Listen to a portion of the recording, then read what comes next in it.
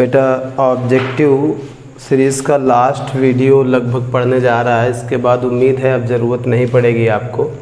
देखिए बच्चे, तो ये असाइनमेंट आप लिंक पे जाके डाउनलोड कर सकते हैं अगर ज़रूरत हो तो। ये बच्चे इलेक्ट्रिक लाइंस बनी हुई हैं और 3 पॉइंट गिवन है ABC, और इसमें पूछ रहा है कि किस पॉइंट पर इलेक्ट्रिक फील्ड स्ट्रेंथ ज़्यादा होगी, किस पर कम होगी। तो वो तो आप जानते होंगे कि अगर इलेक्ट्रिक लाइंस पास पास हैं, मतलब यूनिट एरिया से ज़्यादा नंबर ऑफ लाइंस जा रही हैं, तो वहाँ पर फील्ड स्ट्रेंथ ज़्यादा होती है। और अगर दूर दूर हैं electric line of forces means unit area से इलेक्ट्रिक लाइंस कम जा रही हैं, तो बच्चे वहाँ फील्ड स्ट्रेंथ वीक होती है। यहाँ पर तो आप देख सकते हैं सेम डिस्टेंस है, नहीं तो यहाँ पर A और C पर इलेक्ट्रिक फील्ड सेम रहेगी, EA और EC पर इलेक्ट्रिक फील्ड स्ट्रेंथ सेम रहेगी, और B पर सबसे कमज़ोर होगी। तो ये दोनों ज़्यादा हैं और B पर इलेक्ट्रिक फील्ड स्ट्रेंथ कमज़ोर है। यहाँ कौन सा ऑप्शन सही है? C ऑप्शन करेक्ट है। थ्योरेटिकल ऑब्जेक्टिव है, थोड़ा सा आपको ध्यान देना पड़ेगा समझने के लिए। ऑब्जेक्टिव नंबर 2 थ्योरेटिकल ऑब्जेक्टिव हैं, आराम से सुनिएगा। When the separation between two charges is increased, when separation between two charges, जैसे ये हम ये Q1 कह दें और ये यहाँ पर Q2 कह दें, और ये सेपरेशन के बीच का R है, तो एज R इंक्रीजेस, जैसे R बढ़ाया जाता है, करा पोटेंशियल एनर्जी इनके बीच क्या होगी, इंक्रीज़ करेगी या डिक्रीज़ करेगी। तो पोटेंशियल एनर्जी से रिलेटेड तुमको बहुत आसान चीज़ बताते हैं। अगर फोर्स ऑफ रिपल्सन वाला फोर्स अगर बढ़े तो पोटेंशियल एनर्जी भी बढ़ेगी, ठीक है। इसका उल्टा रिपल्सिव फोर्स अगर घटे तो पोटेंशियल एनर्जी घटेगी। तो पहली चीज़ तो ये ध्यान रखेंगे, अगर रिपल्सिव फोर्स बढ़ेगा तो पोटेंशियल एनर्जी बढ़ेगी, रिपल्सिव फोर्स घटेगा तो पोटेंशियल एनर्जी घटेगी। अगर अट्रैक्टिव फोर्स बढ़ा तो पोटेंशियल एनर्जी डिक्रीज करेगी। बस इतना ध्यान रखिए। नहीं होता क्यों है ऐसा? मान लीजिए पॉजिटिव चार्ज हैं, थोड़ा समझ लीजिए इस ऑब्जेक्टिव के। मान लीजिए पॉजिटिव चार्ज हैं, कुछ डिस्टेंस पर रखे हुए हैं। अभी आपको कंसेप्ट ही समझ में आ जाएगा कि ऐसा मैंने क्यों लिखा है। ये पॉजिटिव Q और ये positive Q dash R distance पर रखे। तो अब आप ये बताओ, अगर इनको हम और पास लाने की कोशिश करें तो जैसे से पास लाएंगे, यहाँ पर तो ये रिपेल कर रहे हैं, पॉजिटिव नेगेटिव होते तब भी रिपेल करते, रिपेल कर रहे हैं, रिपल्सन लग रहा है। अगर इनके बीच की डिस्टेंस हम कम करें तो रिपल्सिव फोर्स बढ़ेगा, नहीं तो पोटेंशियल एनर्जी भी बढ़ेगी। नहीं देखो बच्चे, ऐसा होगा क्यों कि इनके बीच के डिस्टेंस कम करने से पोटेंशियल एनर्जी क्यों बढ़ेगी? बच्चे पॉजिटिव कर रहे हैं रिपेल, और आप इनको एनर्जी लगा के इनको पास ला रहे हो, तो इनको पास लाना पड़ेगा या अपने आप आ पाएंगे? इनको पास लाना पड़ेगा या अपने आप पास नहीं आएंगे, समझ रहे हो? तो पास जब लाना पड़ेगा तो इसमें तुम्हें कुछ वर्क करना पड़ेगा। जितना वर्क करोगे उतनी पोटेंशियल एनर्जी इसमें और स्टोर हो जाएगी, उतनी एनर्जी इसमें और स्टोर हो जाएगी, तो इसकी पोटेंशियल एनर्जी क्या हो जाएगी? बढ़ जाएगी, ठीक है ना। तो बच्चे अब ज़रा ध्यान दीजिए, ये पॉजिटिव हो या नेगेटिव हो, ठीक है, इनको अगर इनका सेपरेशन R अगर इस केस में आप क्या कर रहे हो, बढ़ा रहे हो, तो फोर्स ऑफ रिपल्सन पहले घटा लो, तुम सारा इसको कर ही डालो, क्वेश्चन की हर पॉसिबिलिटी चेक कर लो।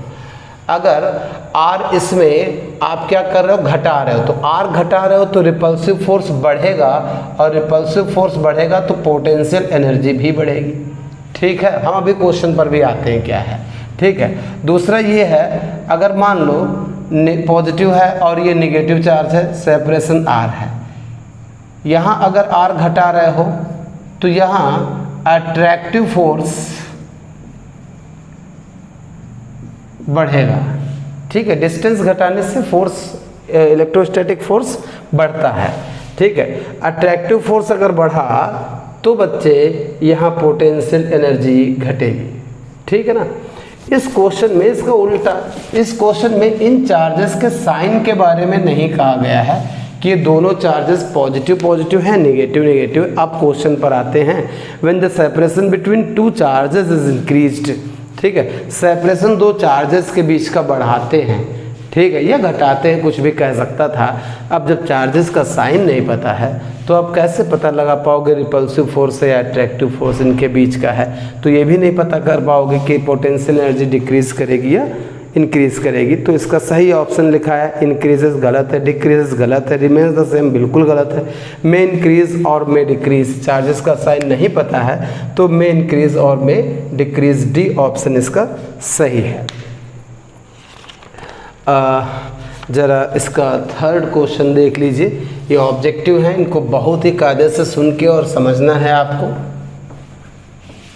थ्योरेटिकल ऑब्जेक्टिव है, न्यूमेरिकल में तो ठीक है। थ्योरेटिकल ऑब्जेक्टिव अगर कंसेप्ट आपको नहीं आता है तो आपको प्रॉब्लम हो सकती है। तीसरा क्वेश्चन कह रहा है if a positive charge is shifted from low potential region to high potential region. हम इस तरह से हर क्वेश्चन को एक्सप्लेन करेंगे। एक ऑब्जेक्टिव तो दिया है, दूसरा ऑब्जेक्टिव इसी में आ जाए। देखिए ये यहाँ एक पॉजिटिव चार्ज है। आपको ये मालूम होगा इलेक्ट्रिक लाइंस के, इलेक्ट्रिक फील्ड के डायरेक्शन में पोटेंशियल डिक्रीज करता है, ये आपको मालूम होगा। मैं लिख दूं E के डायरेक्शन में जाने पर इलेक्ट्रिक पोटेंशियल V डिक्रीज करता है, घटता है। मान लीजिए यहाँ पर हैं आप A पर, और अगर B के तरफ चले गए, B यहाँ है, तो अगर A से B आप जाते हो तो इलेक्ट्रिक फील्ड भी तो इधर ही है। थोड़ा समझ लीजिएगा, अगर आप A से B तक जाते हो तो इलेक्ट्रिक फील्ड भी तो इधर ही है। तो A से B आप जा रहे हो तो हम क्या कहेंगे कि आप इलेक्ट्रिक फील्ड के डायरेक्शन में जा रहे हो, तो पोटेंशियल डिक्रीज करेगा। इसका पोटेंशियल अगर V कह लीजिए तो इसका कुछ कम हो जाएगा, V माइनस डेल्टा V। ठीक है, अब देखो बच्चे, अच्छा इसका क्वेश्चन जो है वो तो बहुत ही आसान है। If positive charge is shifted from low potential to high potential. Low potential, ये लो पोटेंशियल है, ये क्या है हाई पोटेंशियल। अब देखो इस चार्ज पर फोर्स किधर लगेगा, QE इधर ही तो लगेगा, पॉजिटिव है, इसलिए इलेक्ट्रिक फील्ड के डायरेक्शन में नेगेटिव होता तो अपोजिट डायरेक्शन में। अब इसको पकड़ के तुमको यहाँ से यहाँ तक लाना है। मैं दो तरीके से बताऊंगा कि इसकी पोटेंशियल एनर्जी डिक्रीज करेगी या इंक्रीज करेगी। तरीका नंबर 1 आप ज़रा कायदे से समझने की कोशिश करेंगे। ठीक है, पहली बात, फोर्स, इलेक्ट्रिक फोर्स इधर लग रहा है। अगर आप इसको रिलीज करते हैं तो इस फोर्स की वजह से इलेक्ट्रिक फील्ड के डायरेक्शन में ही तो जाएगा। अब आप क्या कर रहे हो, नहीं इसको पकड़ के इधर ला रहे हो, तो ये चलाएगा या लाना पड़ेगा, आपको लाना पड़ेगा। नहीं, इस फोर्स के अगेंस्ट वर्क करना पड़ेगा। तो फोर्स इधर लग रहा है, तुम इधर ला रहे हो, तो तुम्हें वर्क करना पड़ेगा। एंड जितना वर्क करोगे वो वर्क एनर्जी के फॉर्म में इसमें और ज़्यादा स्टोर हो जाएगा। तो यहाँ पर जितनी पोटेंशियल एनर्जी है उतनी तो इसमें है ही है। इसको यहाँ से यहाँ तक लाने में जो तुमने वर्क और किया है उतनी पोटेंशियल एनर्जी इसमें और आ गई। तो कहने का मतलब क्या है, जब इसको लो पोटेंशियल से हाई पोटेंशियल तक लाएंगे इलेक्ट्रिक फील्ड में तो इसकी पोटेंशियल एनर्जी इंक्रीज कर जाएगी। पहला तो ये लॉजिक था। दूसरा बच्चे, वर्क डन में जितना होगा वही तो इंक्रीज इन पोटेंशियल एनर्जी। जितना आप वर्क करेंगे उतनी इसकी पोटेंशियल एनर्जी बढ़ जाएगी। ठीक है, वर्क कितना होता है, जिस चार्ज को लाए वो चार्ज, फाइनल पॉइंट का पोटेंशियल VA माइनस VB। ठीक है ना, फाइनल ए से B, low potential to high potential लिए जा रहे हैं, तो जिस चार्ज को ले जा रहे हो वो चार्ज प्लस क्यू, और ए से बी से ए तक ले जा रहे हो, high low potential to high potential ले जा रहे हो, तो फाइनल पॉइंट का पोटेंशियल माइनस इनिशियल, ये फॉर्मूला आपको आता होगा प्लस क्यू। वी ए क्या है, वी है, माइनस वी बी क्या है, वी माइनस डेल्टा वी है, तो प्लस क्यू, ब्रैकेट ओपन करने पर प्लस डेल्टा वी, देखो प्लस ही तो आ रहा है, यानी इसकी पोटेंशियल एनर्जी में चेंज पॉजिटिव आएगा, इसका मतलब पोटेंशियल एनर्जी इसकी इंक्रीज कर जाएगी।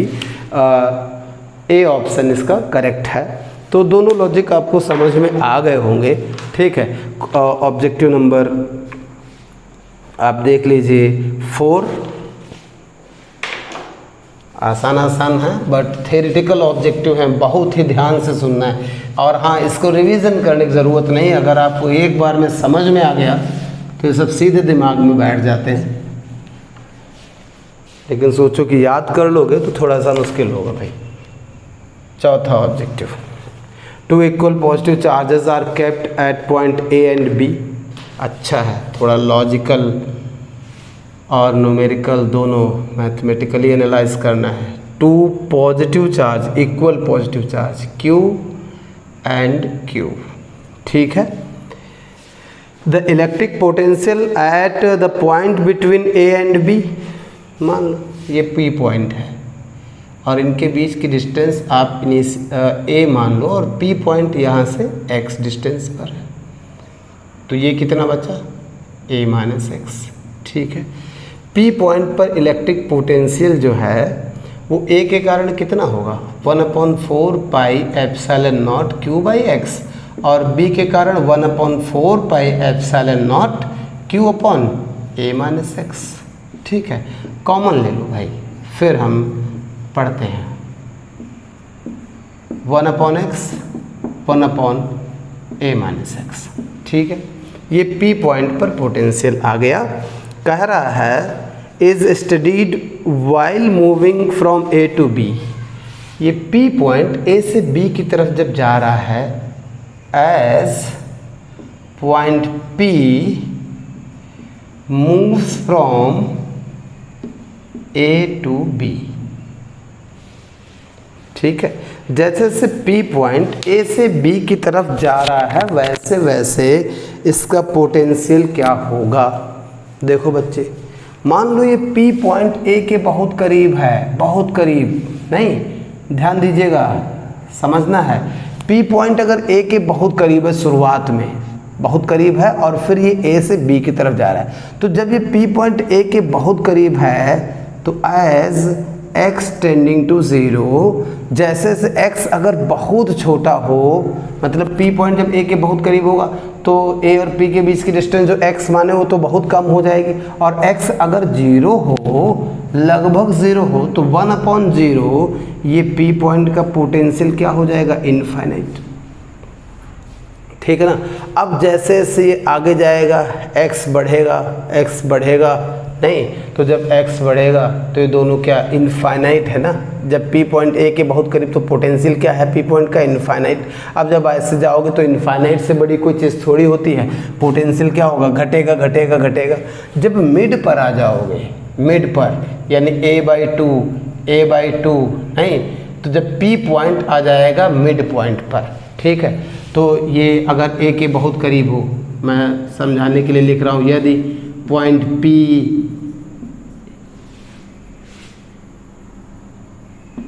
पॉइंट A के बहुत पास हो,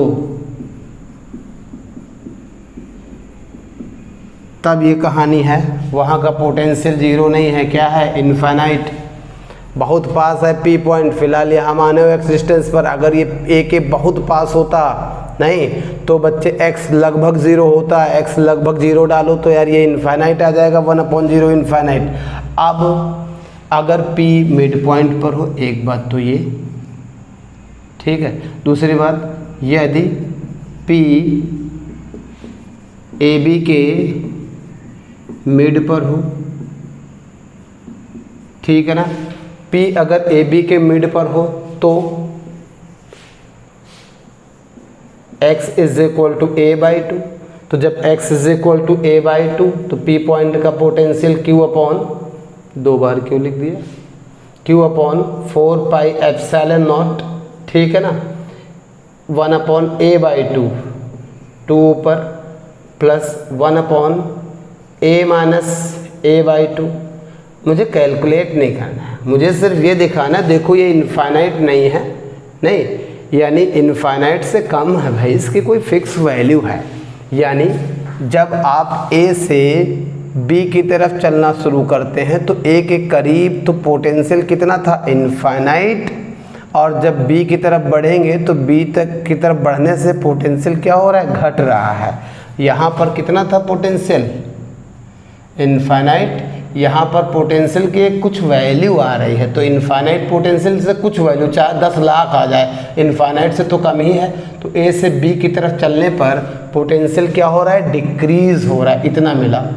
a से b की तरफ समझ लीजिएगा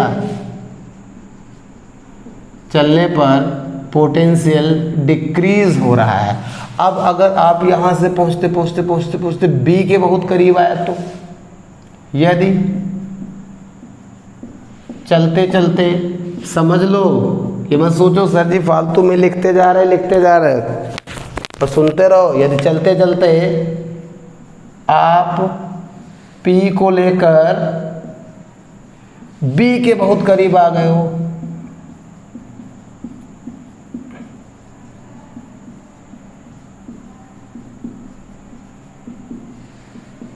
तो जब B के बहुत करीब P को लेकर आ जाओगे तो A से P की डिस्टेंस जो x माने थे, तो x क्या हो जाएगा, A, तो x लगभग A हो जाएगा। तो जब x लगभग A हो जाएगा भाई, तो यहाँ से फिर से देखो पोटेंशियल क्या आ जाएगा P पॉइंट का, A लगभग x डाल दो तो ये 1/0, ये इनफाइनाइट हो जाएगा, हैं। तो जैसे जैसे A से B की तरफ चलते पोटेंशियल घटा, यानी समझ में क्या आया, यहाँ पर प्लस Q, यहाँ पर प्लस Q, ये P पॉइंट है, और यहाँ पर पोटेंशियल लगभग क्या है, इनफाइनाइट, और B के बहुत करीब आए, पोटेंशियल फिर से क्या है, लगभग इनफाइनाइट, और मिड पॉइंट पर पोटेंशियल इसकी एक कुछ वैल्यू है, अगर 10 लाख भी है तो क्या है, आप इसको कैलकुलेट कर सकते हो।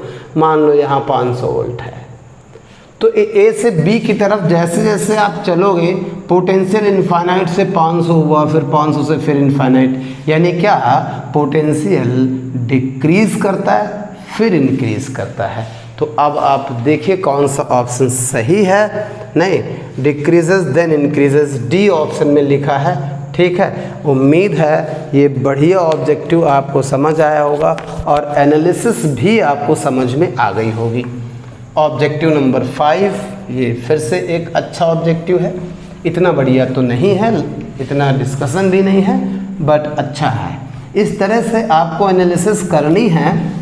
अगर इसमें मिनिमम पोटेंशियल आप चाहते हो तो V का फंक्शन तो बन गया था, उसके बाद आप मैक्सिमम मिनिमम अप्लाई कर सकते हो कि A के करीब भी पोटेंशियल बहुत ज़्यादा, B के करीब भी पोटेंशियल बहुत ज़्यादा। मिनिमम पोटेंशियल चाहते हो तो AB के बीच के किसी पॉइंट पर होगा। देखिए क्वेश्चन नंबर 5 क्या है, the electric field at the origin is along the positive X axis.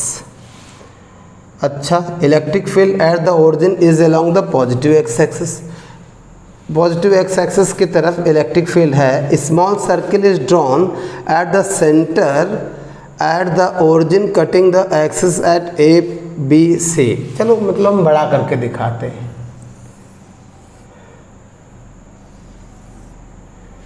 Centre इसका ओरिजिन पर है, इस सर्कल का सेंटर ओरिजिन पर है,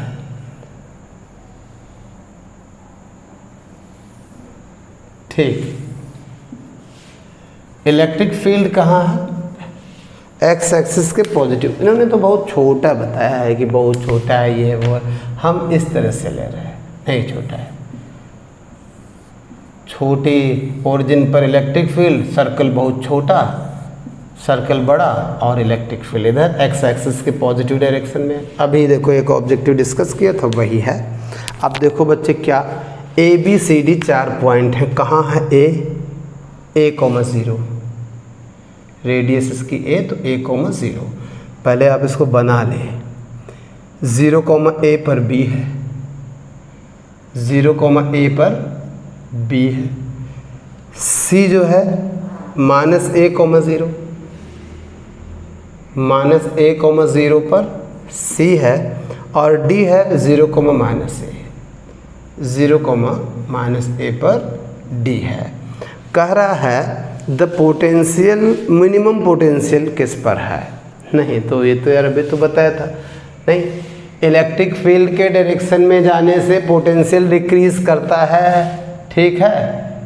इलेक्ट्रिक फील्ड के परपेंडिकुलर डायरेक्शन में पोटेंशियल सेम रहता है। एक बात तो भी लिखवा चुके हैं ना भाई, ई के डायरेक्शन में ध्यान रखना, डायरेक्शन में पोटेंशियल घटता है, कम पड़ता है, पहला। दूसरा, ई के परपेंडिकुलर डायरेक्शन में पोटेंशियल कांस्टेंट रहता है, उसमें चेंज नहीं आता है, ठीक है। जैसे अगर आप बी से डी या डी से बी जाओ तो इलेक्ट्रिक फील्ड इधर है, समझिए बात को। इलेक्ट्रिक फील्ड इधर है एक्स एक्सिस के पॉजिटिव डायरेक्शन में, और आप ए से बी से डी या डी से बी आए, डी से बी या इधर से इधर, तो इलेक्ट्रिक फील्ड इधर है और आप यहाँ से यहाँ या यहाँ से यहाँ आएंगे तब तो बच्चे इलेक्ट्रिक फील्ड के परपेंडिकुलर डायरेक्शन में चलेंगे। नहीं तो यहाँ परपेंडिकुलर डायरेक्शन में चलेंगे तो पोटेंशियल सेम रहेगा, यानी वी डी और वी बी क्या रहेगा, सेम, ठीक है। दूसरा देखो, इलेक्ट्रिक फील्ड के डायरेक्शन में पोटेंशियल घटता है तो इसका पोटेंशियल अगर V कह लो तो इसका पोटेंशियल क्या होगा बच्चे, V माइनस डेल्टा V। इसका पोटेंशियल V है। अब इलेक्ट्रिक फील्ड के डायरेक्शन में चले, पोटेंशियल घट रहा है तो कुछ कम ही तो बचेगा भाई। नहीं तो पोटेंशियल देखिए बच्चे किसका कितना होगा, तो हाईएस्ट पोटेंशियल तो C का है, ठीक है ना। उसके बाद VB और VD का पोटेंशियल सेम है, क्योंकि ये अभी समझा चुके हैं हम आपको। लोएस्ट पोटेंशियल ए पॉइंट का, ये मैंने ऑर्डर ही लिख दिया है। अब जो भी क्वेश्चन भी पूछ रहा है, कह रहा है मिनिमम पोटेंशियल, ए ऑप्शन में कैपिटल ए लिखा है कि कैपिटल ए पॉइंट का, तो यही सही है। उम्मीद है आपको ये समझ में आ गया होगा।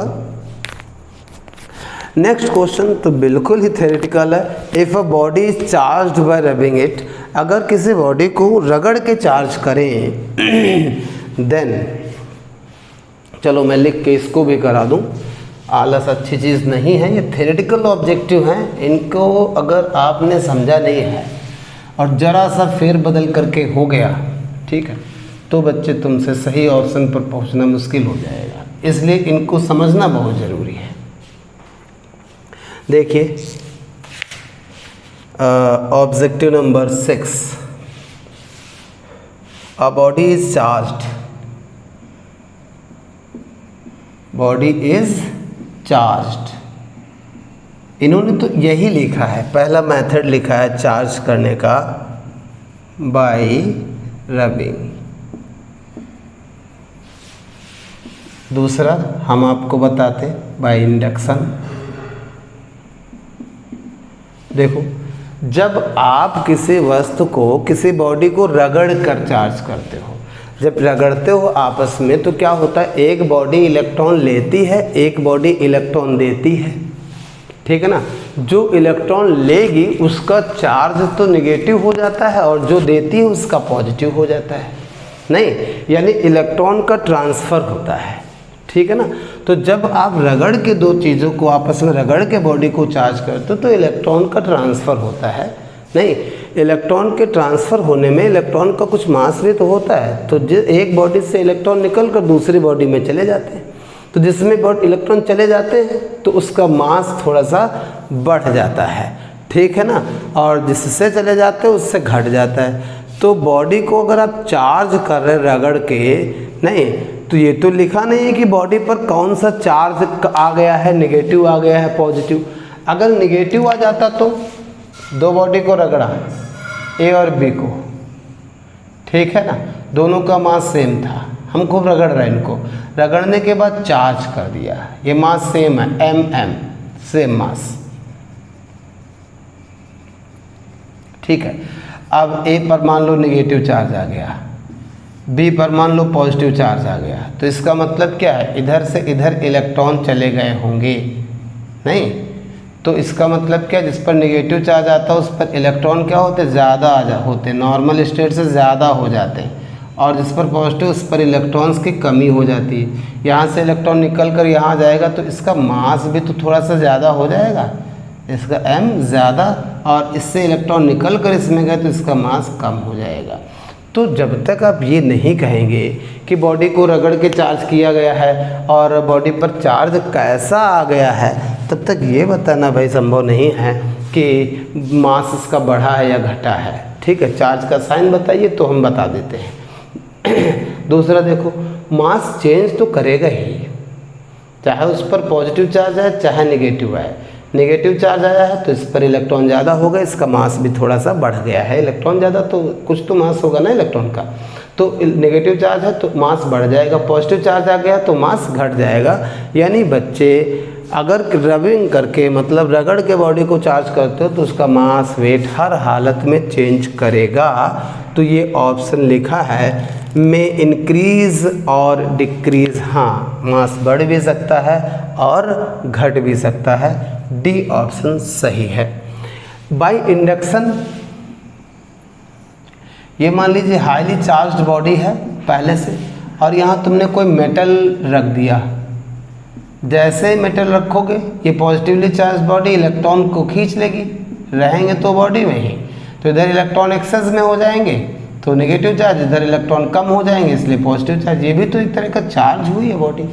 लेकिन बच्चे इसमें इलेक्ट्रॉन किसी दूसरी बॉडी से न आए हैं न इससे किसी दूसरे में गए हैं, तो इसमें मास सेम रहता है, ठीक है। तो ये भी एक मिलता जुलता ऑब्जेक्टिव ये भी हो सकता था, ठीक है। क्वेश्चन ऑब्जेक्टिव नंबर 8 आप देख लीजिए।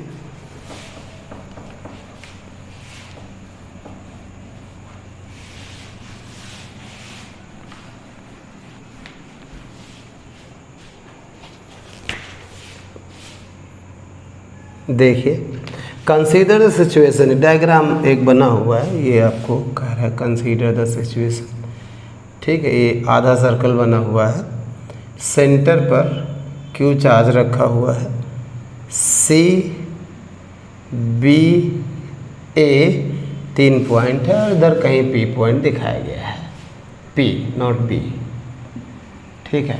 अब देखो क्वेश्चन क्या कह रहा है, the work done in taking a point charge from P to A, P से ए तक ले आओ, पॉइंट चार्ज मान लो क्यू नॉट ला रहे हैं, फिर पी से बी तक ले आओ, ठीक है, फिर पी से सी तक ले गए हो सेम चार्ज क्यू नॉट को, ठीक है ना। तो इसमें वर्क डन डब्ल्यू ए है, इसमें वर्क डन डब्ल्यू बी है, इसमें वर्क डन डब्ल्यू सी है। तो कह रहा कौन वर्क ये सबसे ज़्यादा होगा, कौन सबसे कम होगा। नहीं, नॉर्मल बच्चे क्या सोचता है, यार ये तो बहुत पास है, जरस पास लाना है तो वर्क कम होगा, ये दूर है थोड़ा ज़्यादा वर्क करना पड़े, बहुत दूर है ज़्यादा वर्क, ऐसा कुछ नहीं। आप समझिए बच्चे, आप ऐसे समझो ये क्यू चार्ज है और इस सर्कल की रेडियस अगर आर कह लो तो ये भी इससे आर डिस्टेंस पर, ये भी आर डिस्टेंस पर, ये भी आर डिस्टेंस पर, नहीं तो इन तीनों पर पोटेंशियल इसके कारण क्या होगा, सेम होगा, VA VB और VC सेम होगा, 1/4 पाई एप्सिलॉन नॉट Q/R ही तो होगा, नहीं इन तीनों का पोटेंशियल आपस में क्या है, सेम। अब अगर P से A तक ले जाते हैं तो WA क्या होगा, जिस चार्ज को ले गए वो चार्ज, P से A तक तो फाइनल पॉइंट का पोटेंशियल माइनस इनिशियल पॉइंट का पोटेंशियल, इसका पोटेंशियल VP कह लीजिए, ये हो गया।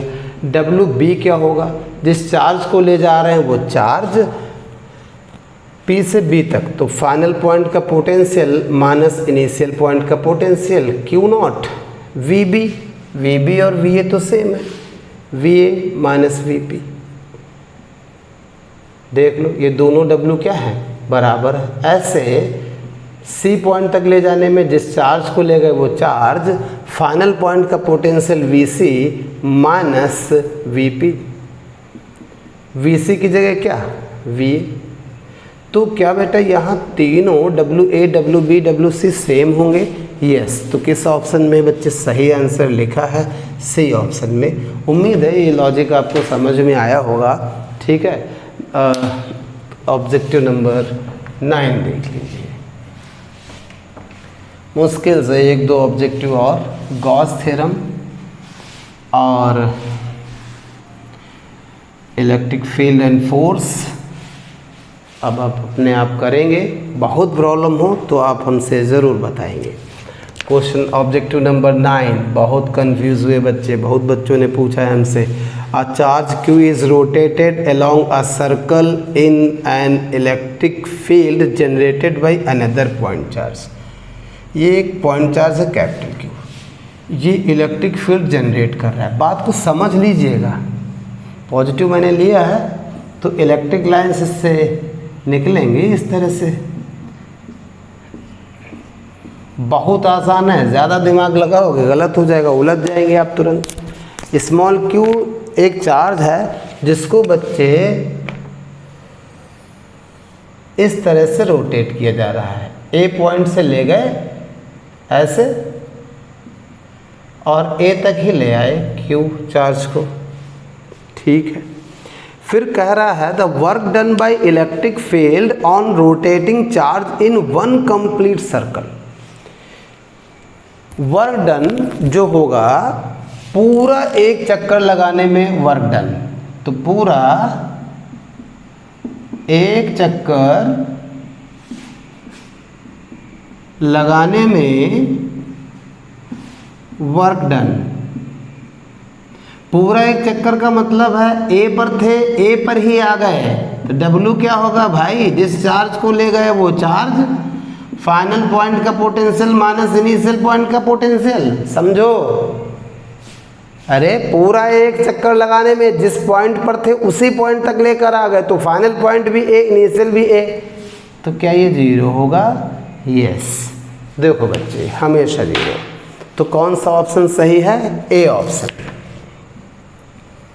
ठीक है, ऑब्जेक्टिव सेकेंड के भी कुछ ऑब्जेक्टिव हमें कराने पड़ेंगे, आप देख लीजिए, वो समझने वाले हैं। आप अजीब ढंग से सोचेंगे। 1-2 बच्चों से बात हुई, वो पूछने आए, तुमने कहा बताओ कैसे अटेम्प्ट किया इसको, तो अजीब ढंग से क्वेश्चन को लेते, उलझ जाते बेचारे, जबकि छोटे छोटे सीधे सीधे कंसेप्ट हैं। ठीक है, तो ऑब्जेक्टिव सेकेंड का पहला क्वेश्चन देख लीजिए।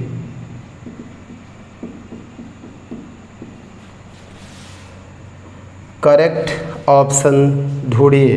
The total charge of the universe is constant, यही सही है, ये ऑप्शन सही है। Total charge of the universe is constant, total charge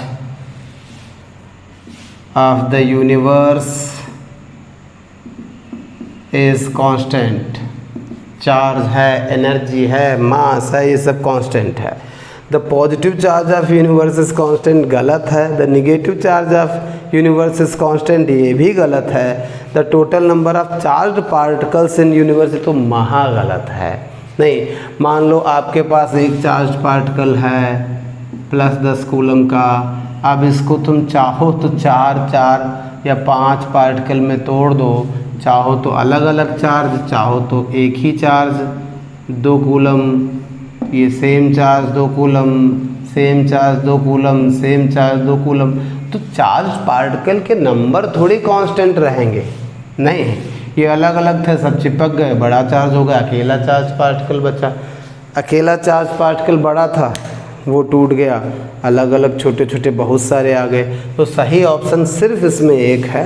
नहीं, the total charge of universe is constant. आसान था, बताने लायक नहीं था, चलो कोई नहीं, हो गया तो हो गया। अब देखो बेटा,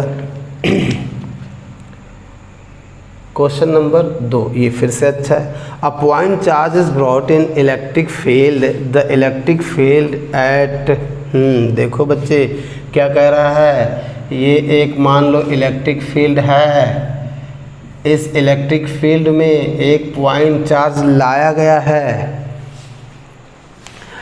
अब कह रहा है कि इलेक्ट्रिक फील्ड बढ़ेगी या घटेगी, ऑप्शन है will increase if the charge is positive, हैं, will decrease if the charge is negative, may increase if charge is positive, may decrease if charge is negative।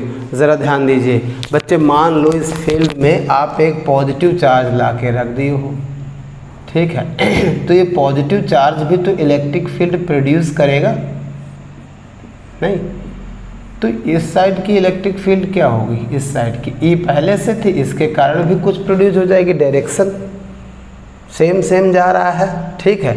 तो यहाँ अच्छा ये जो सेम नहीं है रिजॉल्व कर लोगे तो ई के डायरेक्शन में आ जाएगा, तो ई पहले से थी, कुछ इसके कारण मिल गई, तो पॉजिटिव चार्ज रखने पर इलेक्ट्रिक फील्ड क्या है, इंक्रीज कर सकती है। इधर देखो, इधर डिक्रीज कर जाएगी, ई इधर की तरफ है, इसके कंपोनेंट इधर आएंगे, डिक्रीज कर सकती है। ऐसे नेगेटिव चार्ज अगर रखते तो इधर की इलेक्ट्रिक फील्ड क्या, ई बाहर वाली तो इधर है, इसके कारण इधर तो यहाँ डिक्रीज कर जाती और यहाँ इंक्रीज कर जाती। तो यहाँ पक्का तो नहीं कहा जा सकता कि यहाँ बढ़ेगी घटेगी, में इंक्रीज और में डिक्रीज, ठीक है। तो बच्चे सी और डी दोनों ऑप्शन इसके करेक्ट हैं। ऑब्जेक्टिव नंबर 6 बेहतरीन, आपको सुनना पड़ेगा।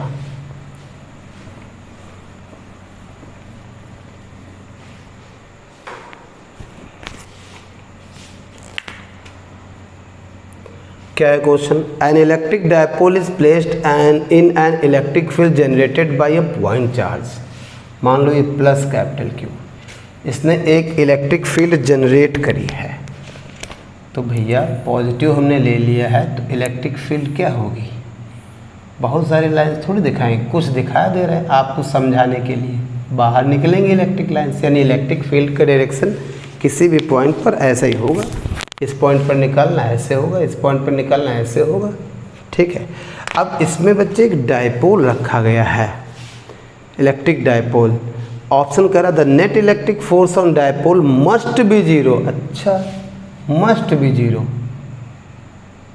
मान लो ये डायपोल रखे हो इस तरह से, ये माइनस क्यू चार्ज है, ये प्लस क्यू चार्ज है, प्लस पर तो इधर फोर्स लगेगा क्यू ई और माइनस पर इधर लगेगा क्यू ई। कि ये बिल्कुल अपोजिट है, बिल्कुल अपोजिट तो भाई साहब नहीं है, तो जब बिल्कुल अपोजिट नहीं है तो इस पर एफ नेट तो जीरो नहीं है, नहीं। तो ये जो कह रहा है ना, ए ऑप्शन को मैंने यहाँ डिस्कस किया है, जो ये कह रहा है ना कि इलेक्ट्रिक डायपोल को अगर इलेक्ट्रिक फील्ड में रख दें और इलेक्ट्रिक फील्ड पॉइंट चार्ज ने जनरेट करी है, नहीं, तो उस इलेक्ट्रिक डायपोल पर इलेक्ट्रिक फोर्स हमेशा जीरो लगेगा ही लगेगा ना, ये गलत ऑप्शन है, मस्ट बी जीरो कहकर गलत हो गया।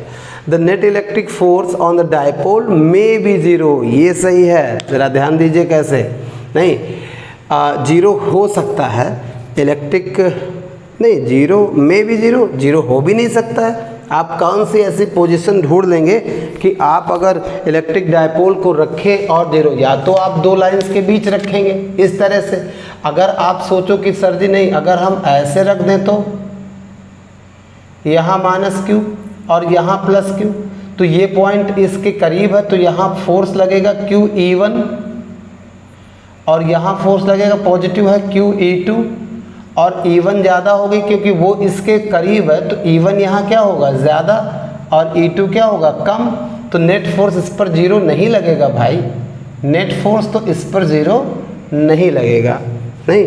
तो चाहे आप ऐसे रखें चाहे वैसे रखें, जीरो तो नहीं लगेगा। फिर कह रहा है C option, the torque on the dipole due to this field must be zero, नहीं जीरो होने की कोई गारंटी थोड़ी कि मस्ट बी जीरो ही हो, ठीक है। अब डी ऑप्शन देखिए, the torque on the dipole due to this field may be zero. अब ये देख लो कैसे जीरो, डी ऑप्शन को हम इसी में चेक करने जा रहे हैं। आप देखिए अगर हम इस तरह से रखें डायपोल को, माइनस क्यू प्लस क्यू, तो इस पर फोर्स लगेगा क्यू ई,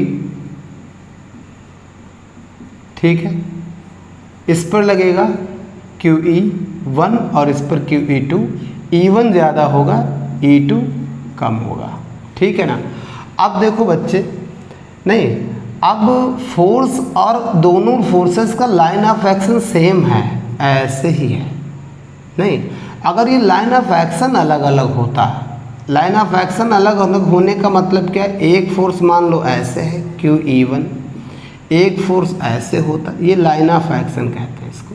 ये अगर अलग अलग होता तो ये फिर बॉडी को घुमाने की कोशिश करते नहीं, लेकिन दोनों का लाइन ऑफ एक्शन सेम है इस केस में, इसलिए बच्चे इस केस में टॉर्क जीरो हो सकता है। नहीं, इस केस में टॉर्क जीरो नहीं होगा, कांस्टेंट हो या वेरिएबल हो वो अलग बात है, लेकिन जीरो नहीं होगा, ठीक है ना।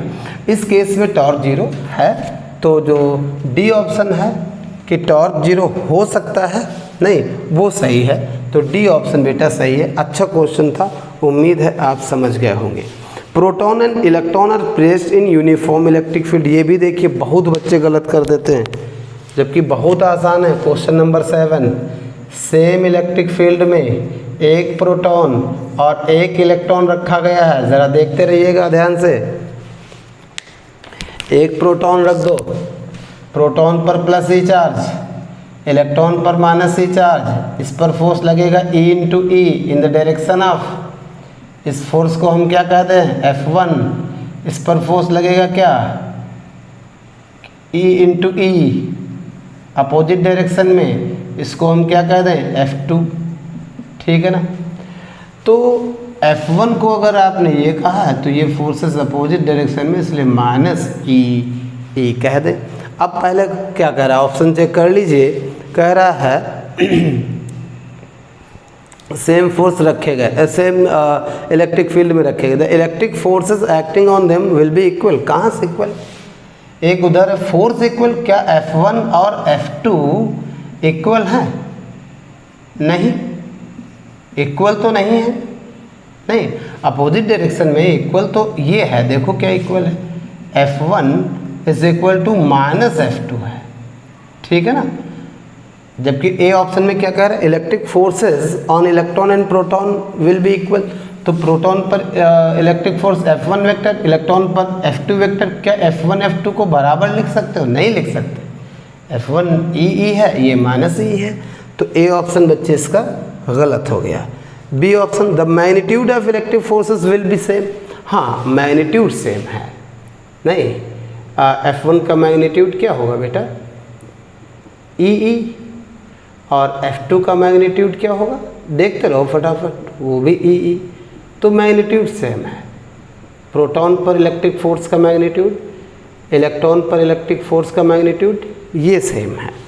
चलिए और पढ़ते हैं, एक्सेलरेशन विल बी सेम, नहीं बेटा एक्सेलरेशन सेम नहीं होगा, क्यों, इसका एक्सेलरेशन क्या होगा, ये force E upon mass of proton, इसका एक्सेलरेशन क्या होगा, ठीक है, ये electric force E mass of electron.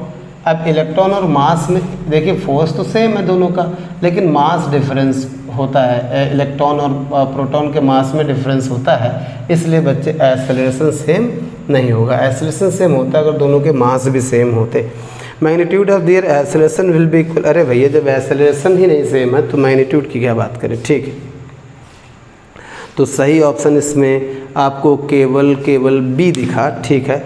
Next question, 8th question, अच्छा ऑब्जेक्टिव ये भी है, बहुत छोटा है, आप बस देख लीजिए, हम जरा से ही हिंट देकर आपको सही ऑप्शन तक पहुंचा देंगे। The electric field in a region is directed outward in proportional to distance r। तो बच्चे देखो इलेक्ट्रिक फील्ड है किसी रीजन में आउटवर्ड डायरेक्टेड है और जो प्रोपोर्शनल है r के प्रोपोर्शनल है, ठीक है, यानी E is equal to KR, मान लो ये है, नहीं तो यहाँ पर इलेक्ट्रिक फील्ड इस तरह से है और सेंटर से डिस्टेंस r है, इसके ये क्या है प्रोपोर्शनल है, ठीक है ना। सेंटर O से r डिस्टेंस पर जो इलेक्ट्रिक फील्ड है वो इस डिस्टेंस के प्रोपोर्शनल है, ठीक है। कह रहा है अगर ओरिजिन पर पोटेंशियल आप 0 लें, नहीं तो इस पॉइंट पर पोटेंशियल कितना होगा, तो इसको क्या लिख दो बच्चे, माइनस dV/dr, KR जानते होंगे फॉर्मूला आप, तो minus dV is equal to K D R R D R नहीं। अब अगर हम इंटीग्रेट कर दें तो r इज इक्वल टू 0 पर पोटेंशियल 0, सेंटर पर पोटेंशियल 0 इसने कह रखा, सेंटर के लिए स्मॉल r कितना 0 होना चाहिए, और r डिस्टेंस पर पोटेंशियल कितना v, तो ये क्या आ जाएगा यहाँ से, तो बच्चे ये आ जाएगा डी वी इंटीग्रेशन v, तो अपर लिमिट माइनस v और k और ये r स्क्वायर बाई 2, तो v is equal to minus K by 2 into R square, तो v proportional to R square. ठीक है, यही किसी ऑप्शन में लिखा है, आप टिक लगा दें सी ऑप्शन में। ठीक है बच्चे, तो इस वीडियो के सारे ऑब्जेक्टिव लगभग थ्योरेटिकल रहे हैं, आप इनको समझिए। ठीक है, थैंक यू।